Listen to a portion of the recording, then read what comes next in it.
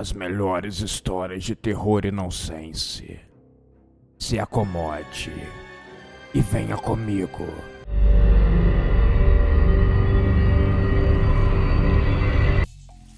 Estava ajoelhado no chão, acertando as suas costas com um chicote contendo uma afiada navalha na ponta.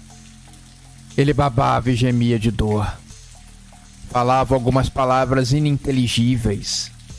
Alguém bateu na sua porta, insistentemente, querendo que ela fosse aberta logo.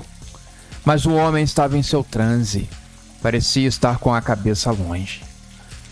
O intruso, então, conseguiu empurrar a porta, a ponto dela ceder e cair, fazendo um barulho enorme. O cheiro de sangue se misturava ao cheiro de mofo, de lugar fechado e com pouca ventilação. Mesmo com a entrada do intruso, o homem não perdeu a sua atenção. Ele estava se esvaindo em sangue, todo machucado, a ponto de perder a sua consciência. "Pare com isso, Francisco! Deixa disso!" O intruso gritou. Mas as palavras pareceram não afetar o homem, que seguia se martirizando e balbuciando palavras desconexas. O intruso então se aproximou e tomou o chicote das suas mãos trêmulas. Francisco continuou distante, disperso, como se ele estivesse em uma realidade alternativa, cercado por sombras e sussurros, seu olhar vazio refletindo a batalha que ocorria em sua mente. As paredes pareciam se aproximar e o ar estava denso, como se a própria sala quisesse engoli-lo. "Você precisa voltar, Francisco. Eles não podem te controlar. Isso não é você", gritou desesperado o intruso. Os olhos de Francisco estavam arregalados, perdidos em um enorme pesadelo em que se recusava a acordar. Agora, ele colocou as suas mãos ensanguentadas na cabeça e tombou de lado. "Eles estão vindo! Eles querem que eu pague eles! Eles!" E se calou por alguns segundos, deixando o intruso atônito. "Quem? O que você quer dizer, Francisco?" perguntou o intruso. A sensação era de uma presença obscura que parecia envolver a sala, como se algo maligno estivesse esperando pacientemente. "Não se entregue, Francisco. Eu estou aqui. Você não está travando essa batalha sozinho." O homem caído parecia alheio às súplicas. A sua dor foi se intensificando, a batalha em sua mente crescendo. "Eu não posso parar. Se eu parar, eles virão e vão me pegar." Lágrimas rolavam de seus olhos, se misturando ao sangue que já começava a secar em seu corpo. O intruso deu 2 passos para dentro da sala e segurou os ombros de Francisco, puxando depois o seu rosto para que pudesse encarar nos olhos. "Francisco, olha bem no fundo dos meus olhos. O sonho do caçador não passou de uma ilusão do mal. Ele está querendo confundir a nossa mente. Lembra daquele dia? Lembra do que aconteceu?" Então, a mente de Francisco por alguns segundos se desligou do mal. Ele lembrou da linda tarde na floresta, quando o mundo parecia um lugar legal e justo. Mas em seguida sua namorada, pulando da cachoeira, batendo a cabeça em uma pedra. Com a sua cabeça rachada, ela conseguiu proferir algumas palavras enquanto Francisco a tentava salvar. "Amo você." Ela suspirou e morreu. "Essas lembranças são falsas, Francisco. Isso não existiu de verdade. É uma articulação do mal. Não deixe que isso consuma você." Por um breve instante, uma chama de lucidez brilhou nos olhos de Francisco. Ele sabia quem era o intruso. Ele se lembrou. Era o Ernesto, um colega, Ele tentou perguntar algo, mas apenas lágrimas saíram dos seus olhos. Ernesto achou que estaria livre. Tinha libertado seu amigo do tormento. Agora as coisas poderiam se normalizar, e eles iam embora daquele lugar demoníaco e opressor. A liberdade estava cada vez mais perto. Ele sentia isso, mas a sombra ao redor deles começou a se intensificar. E uma risada distante ecoou na sala, um som gélido que parecia se alimentar do sofrimento. "Você não deveria ter vindo", uma voz sussurrou. Ernesto sentiu o mal se impregnar em cada célula do seu corpo. Ele sabia que precisava agir rapidamente. "Francisco, eu não vou deixar você aqui. Vamos sair. Eu prometo que vou te ajudar." Mas no momento em que tentou puxar Francisco para cima, uma força invisível o prendeu no lugar. O chão parecia vibrar e as paredes começaram a se fechar. "Você não pode levá-lo." A voz agora estava imponente e fez todo aquele lugar vibrar e tremer, como se um enorme terremoto estivesse a ponto de cortar o mundo ao meio. Mas aquele quarto, por algum milagre incrível, o quarto resistia à intervenção. Desesperado, Ernesto se lançou para a frente, tentando agarrar Francisco, mas as sombras se tornaram uma neblina opressora, envolvendo-os em um abraço frio e mortal. "Lute, Francisco!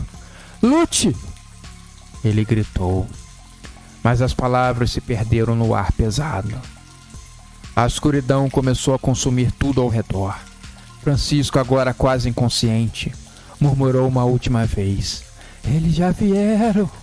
Eles já vieram!" E com isso a luz se apagou. Ernesto se viu sozinho em meio a um vácuo absoluto. A risada distorcida ecoando em sua mente, lembrando de que às vezes as sombras não estão apenas do lado de fora. Na cachoeira, Francisco se lembrou da alegria de um belo dia de verão. O sol fustigando suas vistas, a brisa fazendo seu cabelo esvoaçar, a sua bela namorada tomando um suco e olhando aquela enorme queda d'água. "Acho que vou dar um mergulho, amor." O coração de Francisco àquela hora quase parou. Ele sabia que algo de muito errado poderia ocorrer, mas não se importou. Se ela disse que iria mergulhar, a única coisa que ele tinha que fazer era deixar e obedecer. Ela então subiu. Lá do alto gritou para ele: "Esse pulo vai ser magnífico." Então ela desceu no embalo. Francisco seguia ajoelhado se cortando. A navalha seguia fazendo seu trabalho, mesmo que já estando cega e cortando toda torta. O homem tinha um trabalho a fazer, e ajoelhado no chão não cederia a nenhum intruso ou visão do inferno. O mal tinha que ser reparado.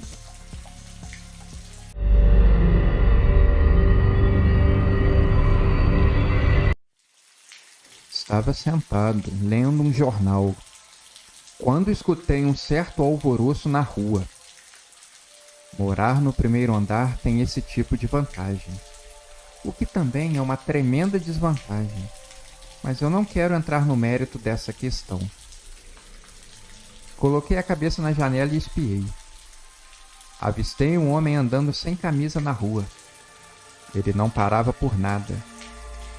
Aparentava estar bastante irritado. Não olhava para os lados. Resmungava toda hora. Apontava para o alto e voltava a andar. Fazia frio. O homem não tremia e seguia em frente com a sua revolta. Naquele momento, só cabia a mim especular o que poderia ter ocorrido. Separação do seu grande amor? A morte de um ente querido? A demissão de um emprego tão estimado? A descoberta de uma doença muito grave? Talvez tudo isso de uma vez só. Pelo menos sabemos que ele não portava uma arma, o que poderia causar problemas com as pessoas. Um homem fora de controle e armado poderia ser um perigo tremendo. Peguei meu casaco e resolvi sair de casa para acompanhar de perto os passos do homem. As pessoas não sabem de onde ele saiu. Ninguém nunca o viu. Ele começou a andar pelo meio da rua, trazendo caos ao trânsito. Um motorista, falando ao celular, se aproximou em alta velocidade. Gritamos para que o homem desviasse do carro, saísse do meio da rua. Em vão, fechamos os olhos. Escutamos um barulho de carro quebrando, vidros sendo estilhaçados. Pensei naquela hora antes de abrir os olhos. Coitado do homem, não sobrou nada. Quando os abri, para minha surpresa, o homem estava vivo. O carro dividido ao meio. O homem destruiu o carro com seu corpo. O motorista estava sangrando, caído no meio-fio. Corremos para ajudá-lo. Em pouco tempo, a polícia e a ambulância chegaram. As pessoas perderam de vista o homem sem camisa. Ele seguiu em frente. Peguei a minha bicicleta que estava ali perto e fui procurar o homem. Não demorei para achá-lo, andando e reclamando da vida. Fui o seguindo e mantendo uma certa distância. 2 policiais e uma viatura se aproximaram. Desceram no carro e pediram que o homem parasse. Ele nem levantou o rosto para responder. Continuou seguindo em frente. Quando o policial sacou a arma e fez menção de prendê-lo, o homem sem camisa agarrou a arma do policial e a esmagou, como se fosse uma bolinha de papel, e a arremessou longe. Quando o segundo policial se aproximou, foi agarrado pelo pescoço e jogado na parede. Se arrastou para o canto e usou o rádio pedindo reforços. Tinha um problema ali. O homem parecia indestrutível. O que ele fez com o carro, as balas da pistola nem fariam cócegas. Seria necessário um míssil. Notei que o homem estava suando bastante, mesmo naquele frio. Ele apertava o peito com ambas as mãos. Parecia estar sentindo dor. Em um breve momento, ele olhou para trás. Pude ver o seu semblante de medo e tristeza. Meu coração se apertou. Queria poder dar um abraço naquele homem, ou acolher na tristeza. Talvez trazer um pouco de paz ao seu coração. Mas eu tinha medo da sua reação. Sabia que ele era bastante agressivo. O homem parecia uma máquina de destruição. Volta e meia, passava perto de um carro estacionado e dava um soco, afundando a sua carroceria. O homem era muito forte. Não deveria ser desse mundo. O tempo parou de repente. Senti que estava em suspensão. Notei um passarinho parado na minha frente, imóvel. Gotas de sereno querendo cair e tocar ao chão. O homem era a única coisa que ainda se movia. Seu suor caía cada vez mais. Sua pele parecia estar querendo rasgar. Notei espasmos nas suas costas. Ele caiu de joelhos no chão e deu um grito muito alto. E o tempo, assim como tinha parado, voltou. O barulho de sirenes da polícia se aproximando. Estava a alguns quarteirões de distância. O homem se levantou.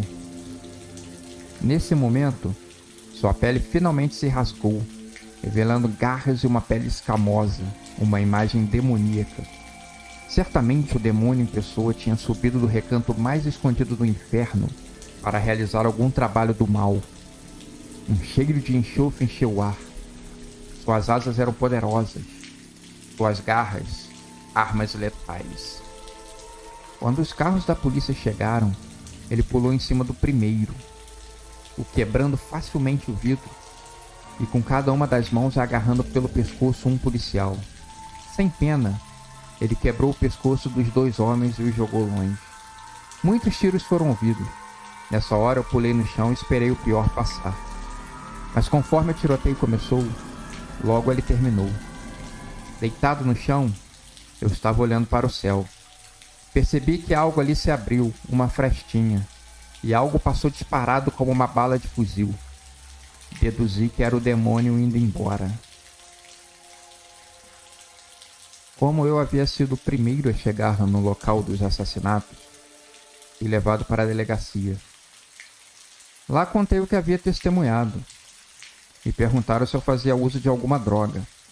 Eu neguei. Sabia que a polícia cobertaria esse caso de todo jeito. Essa pergunta sobre o uso de drogas era mais para que eu ficasse calado, uma espécie de aviso. Pouco tempo depois fui liberado sob olhares ameaçadores. Em casa. Eu tenho um pequeno templo. Quando fui acender uma vela, notei um anjo de porcelana com lágrimas escorrendo do seu olho direito. Talvez fosse uma mensagem divina, uma proteção contra as forças ocultas das trevas. Vou carregar essa visão pelo resto dos meus dias.